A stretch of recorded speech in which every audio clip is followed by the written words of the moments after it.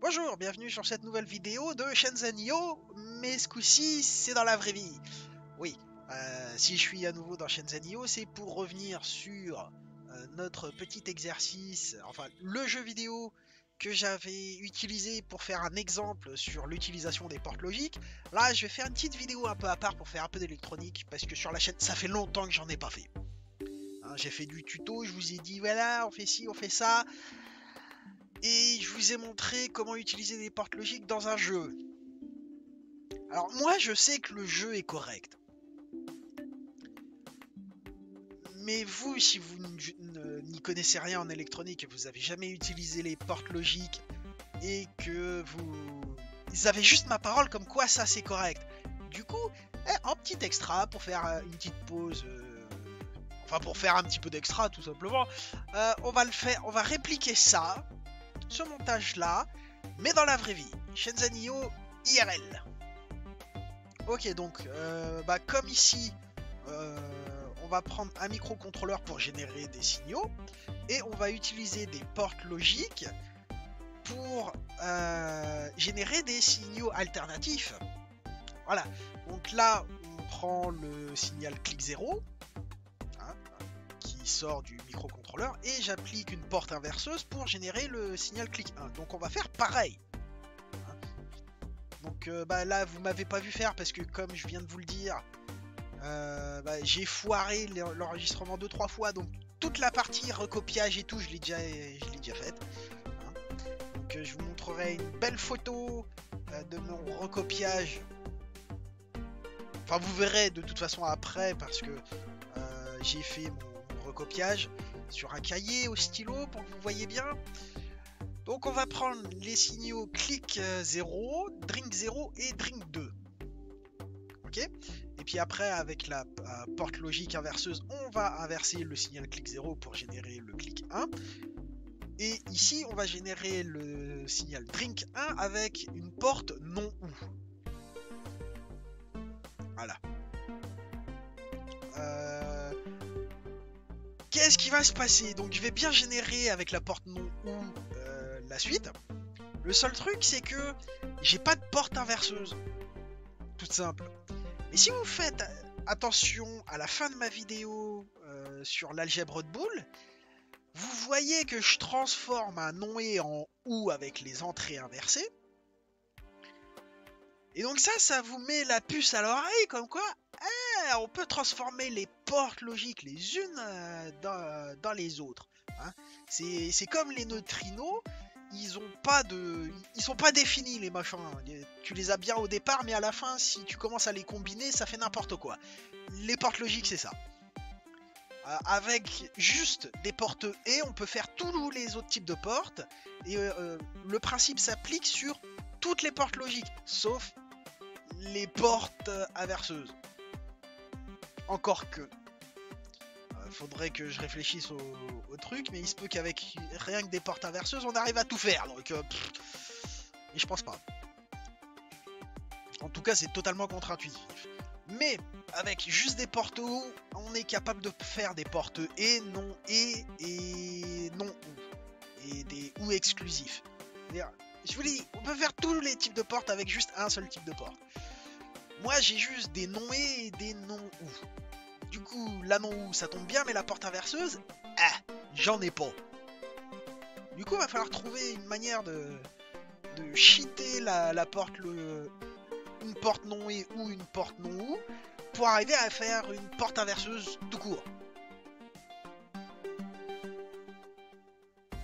Voilà. Oui. Donc maintenant que j'ai dit ça, on peut quitter le jeu et passer à la suite. Ah oui, alors pour regarder les signaux, je vais utiliser mon oscilloscope et un analyseur logique, parce que sinon c'est pas drôle. Voilà. Donc là, comme vous le voyez, comme je vous l'ai dit, j'ai déjà fait tout le tableau de recopiage. Hein. Alors, donc là, j'ai pris le signal clic 0, hein, c'est un signal carré tout bête.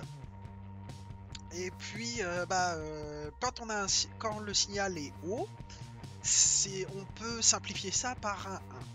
Quand le signal est bas, on peut le signaler par un 0. Du coup, ça me permet de modéliser de manière binaire mon signal.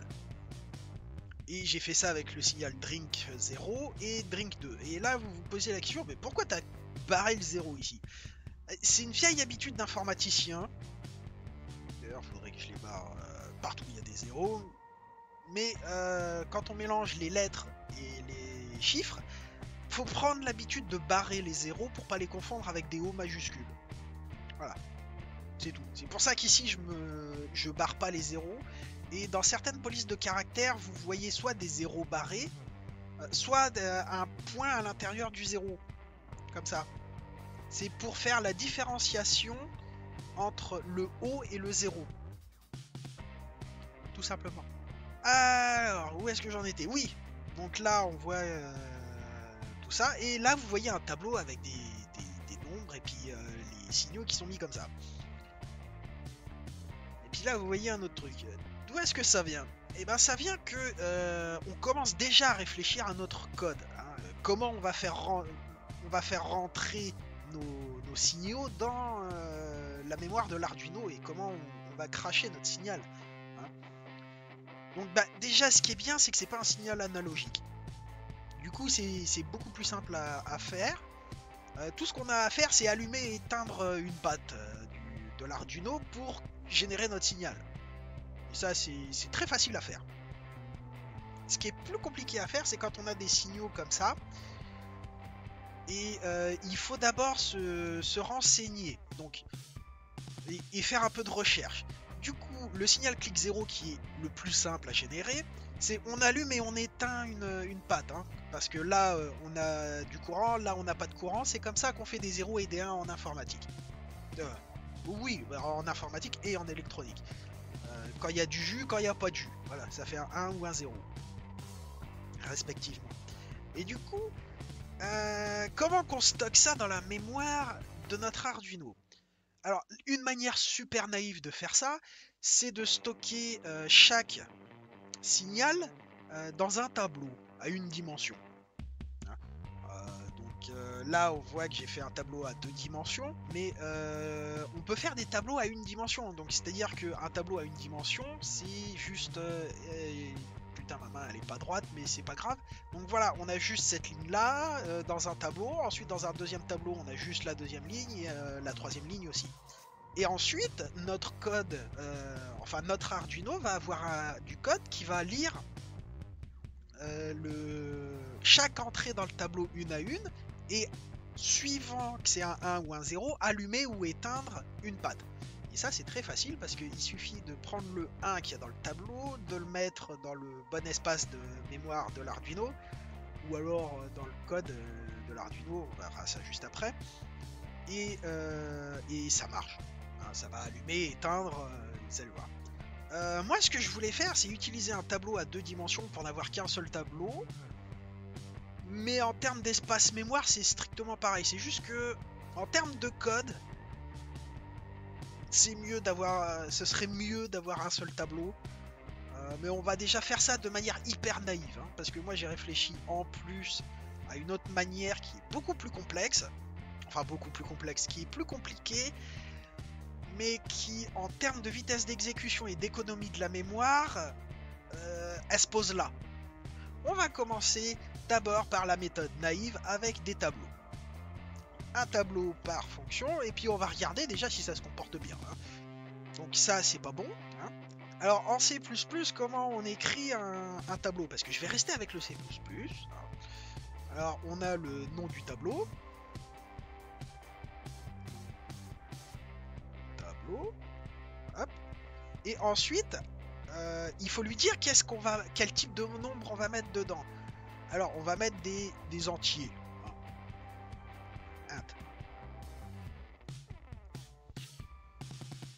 Donc des entiers. Voilà. Et pour dire que c'est un tableau qui va contenir plusieurs valeurs, on va mettre entre crochets le nombre de valeurs qu'on prend. Alors comme nos signaux, ce sont des signaux qui se répètent sur 10 étapes, hein, donc c'est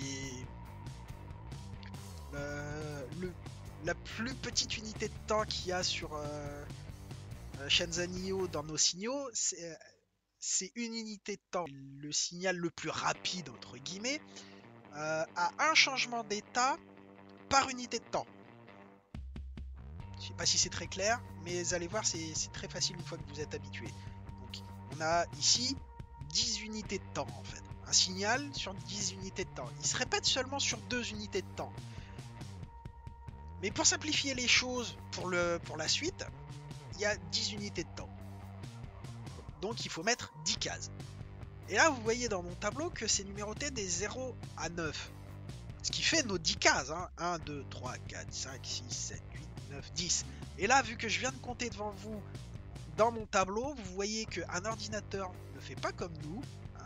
Pour nous, le 0, il ne sert à rien. Pour un ordinateur, le 0, il sert. C'est la différence que j'avais déjà expliqué dans un de mes tutos précédents sur la programmation. L'ordinateur compte avec le 0. Nous ne comptons pas avec le 0. Il faut vraiment avoir ça en tête. Du coup, quand dans notre tableau, on dit qu'on a 10 cases, ce sont 10 cases numérotées de 0 à 9. Alors, en principe, on ajouterait une 11e case. C'est utile dans des programmes plus complexes pour avoir ce qu'on appelle dedans un caractère de fin. C'est utile pour éviter certains problèmes. Et on n'en est pas là, nous, et on cherche quand même à avoir un code le plus compact possible, qui prenne le moins d'espace mémoire possible. Et ça, c'est clairement pas la bonne méthode. On verra après que quand on va passer au Atmel Studio, vous allez voir que il y a moyen. Enfin, cette méthode-là, directement dans le truc Arduino, on va écrire moins de code, plus complexe, mais plus rapide, en théorie. Voilà. Donc là, déjà, ça, c'est notre base dans l'Arduino. Et puis, là, on voit déjà ce qu'on va écrire. Ensuite, il faut qu'on arrive à savoir combien fait... quelle est la taille d'un entier dans la mémoire de l'Arduino, pour déjà avoir une idée de si cette solution naïve va pas prendre trop d'espace en mémoire. Alors, moi j'ai fait la recherche pour vous. Un entier dans la puce d'un Arduino, un entier, ça fait 16 bits. Ok. Donc, si on fait 16 bits x 10, ça fait donc 160 bits par signaux. Ok, si on divise par 8, ça fait... si on divise par 8 pour avoir en octets, ça fait 20 octets. Mince, il n'y a pas d'accent à octet, c'est pas grave. Donc on a 20 octets par signaux. Notre tableau pour un seul signal, il prend 20 octets. Donc on en a 3 au total, ça fait 60 octets. Alors 3 signaux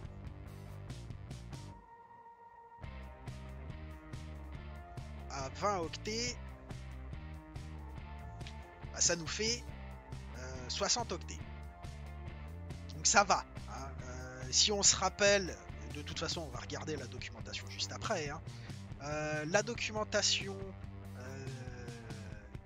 de la puce de l'Arduino nous dit que on a plusieurs kilo-octets de mémoire de stockage. Et en mémoire de travail, on est à quelques kilo-octets aussi, donc ça va, ça se gère. Ensuite, on va manger encore quelques octets pour stocker des variables de travail, tout ça, donc ça va. À vue de nez comme ça, rien que là, on s'en sort bien. C'est pas optimisé, mais c'est cool. La deuxième étape, c'est exploiter les signaux qui sont écrits dans nos tableaux pour générer nos signaux. Et là, comme à chaque fois, il va falloir lire dans le tableau, prendre la valeur, dire ensuite à la puce, bah voilà, j'ai tel signal, du coup, tu mets telle patte à telle valeur. Enfin, tu allumes ou tu éteins cette patte en fonction de ici si c'est 1 ou 0 de la case du tableau que je suis en train de lire. Et comme on va répéter ça, hop, et puis à chaque fois on va régler la fréquence avec une gestion du temps, donc il faut penser à la gestion du temps et de la fréquence. Et comme j'ai envie de vous montrer ça avec des LED, il faut que ce soit visible à l'œil nu, hein. Donc il faut que ce soit relativement lent. Qu'est-ce qu'on appelle relativement lent? Un clignotement qui n'est ni trop rapide ni trop lent, à mon sens, c'est un clignotement d'un quart de seconde. Mais pour ceux qui sont qui commencent à être plus vieux que moi, déjà que moi je suis un dinosaure, hein, donc on va faire un quart de seconde à une demi-seconde par demi-période, hein, parce que ça c'est notre période de base, donc ça va être notre signal de base. Donc ça doit s'allumer et s'éteindre au moins une fois par seconde, parce que sinon ça va être trop long, ça va être chiant à regarder, et puis moi ça va rallonger la vidéo. Mais pour que ce soit rigolo à regarder, on va faire un cycle comme ça par seconde. Donc ça va nous faire 1 Hz. Enfin un cycle par seconde. Ce qui veut dire que ça fait 10 secondes par signal. Ah, c'est peut-être pas assez rapide, ouais. Donc ouais, on va peut-être s'orienter vers du 250 millisecondes par période, jusqu'à 500 millisecondes par période. Ça, il faut y penser, hein. Parce que si on fait ça naïvement et qu'on fait pas, qu'on gère pas notre temps, et ben on va avoir un truc qui va être exécuté beaucoup trop vite. Et je pourrais pas vous le montrer avec des LED parce que l'Arduino a une fréquence de fonctionnement de 16 MHz. Alors, on va pas avoir 16 millions d'allumages et d'éteignages de LED par seconde. Non, mais quand même. Qu'est-ce qu'il y a à gérer d'autre? Oui, arrivé, il faut faire porte inverseuse.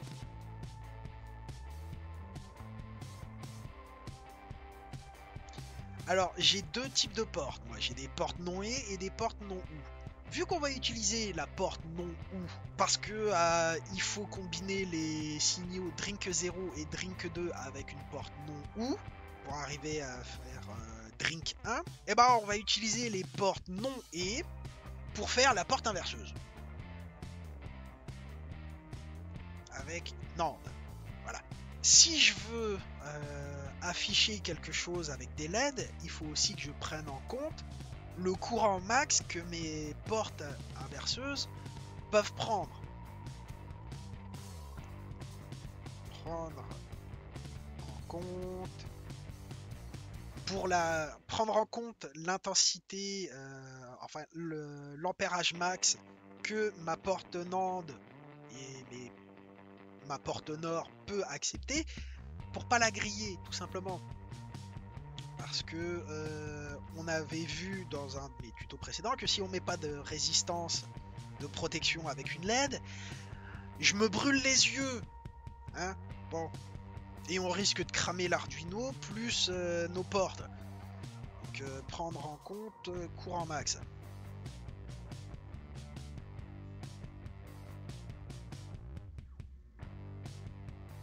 Avec des LED pour les résistances de protection. Oh là. Résistance. Protection. Ensuite, qu'est-ce qu'on a besoin d'autre?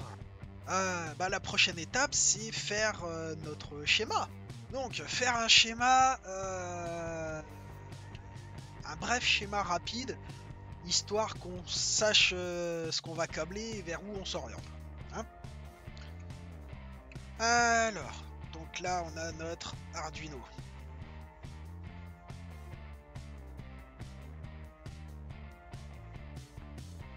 Alors j'espère que ça sera visible, mais je suis désolé, je fais ça au crayon crayon de papier parce que bah, si jamais je me trompe, il faut que je prenne des trucs. Voilà.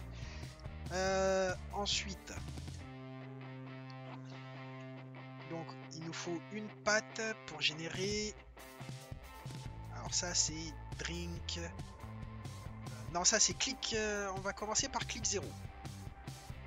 Alors ici c'est clic 0. Ok. Ici on va faire sortir drink 0. Et ici drink 2. Il me semble. Ouais, c'est ça. Ok.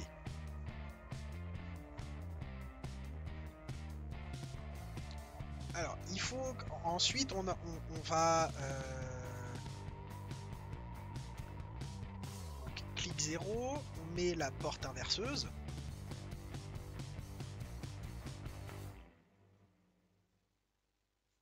Hop.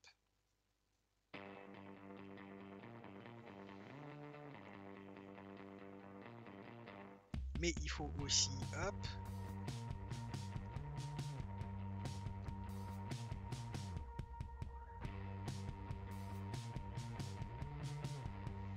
Ensuite, il nous faut une LED ici.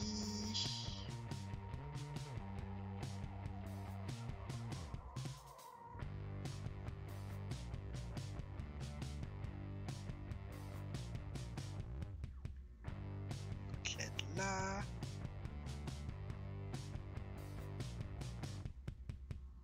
Hop.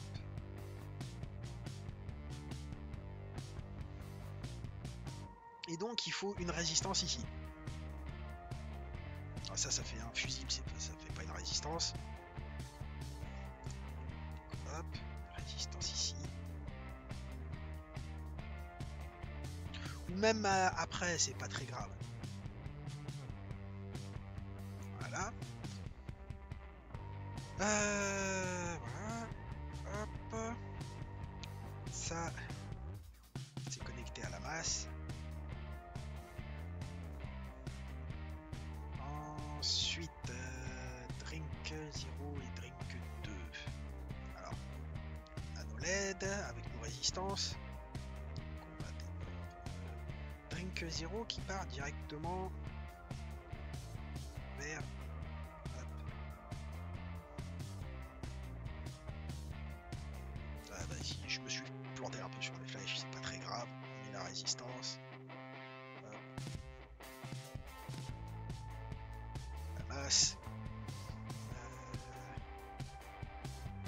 Ensuite, on va prendre ça.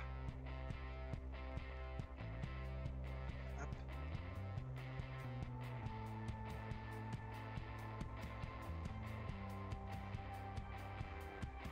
Donc, on avait vu qu'une porte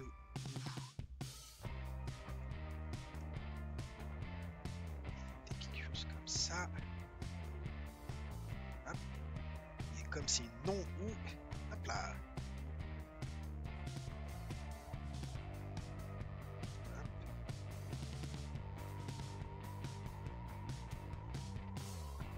La résistance.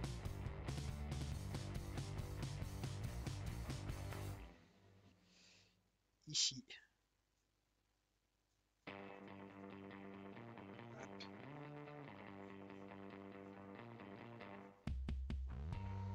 Donc j'aurais pu simplifier aussi ici, hop, on fait ça. Tac. Tac.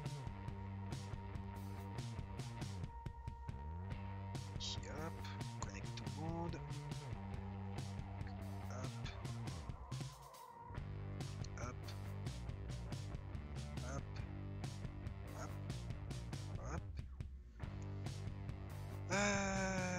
Ici, hop.